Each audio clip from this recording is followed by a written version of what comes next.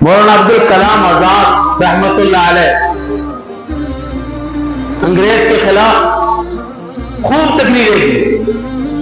عبد الکلام بڑے خطیب تھے, بہت بڑا خطیب تھے, بڑی تقریریں کی. ان کو گرفتار کیا گیا, عدالت میں پیش ہو گئے, گواہوں نے گواہی دی تھی, انہوں نے یہ بھی کہا, یہ بھی کہا, یہ بھی کہا. مدعی نے بھی اپنا ثبوت سارے سامنے رکھے. آپ کھڑے سینہ تان کے. جج نے کہا آپ بھی کچھ کہنا چاہتے ہیں؟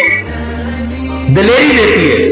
مولانا عبد الکلام آزاد رحمت اللہ علیہ فرمانے لگے, جج صاحب گواہوں نے جو کہا نا وہ تھوڑی بات کی ہے, پوری نہیں کی. بات میں نے یہ بھی کی ہے, یہ بات بھی میں نے کی ہے, یہ بھی کی ہے, انہوں نے تھوڑی سی بتائی ہے, میں ساری بتا رہا ہوں, یہ بات بھی میں نے کی.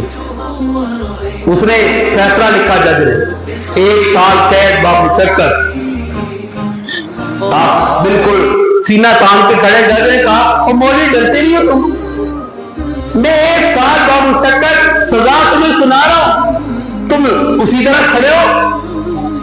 کہا اور جج صاحب جتنی حرکت تیرے قلم میں کی ہے نا لکھنے میں, میری سزا لکھنے میں جتنی حرکت تیرے قلم نے کی ہے, اتنی حرکت بھی میرے دل میں پیدا نہیں ہوئی.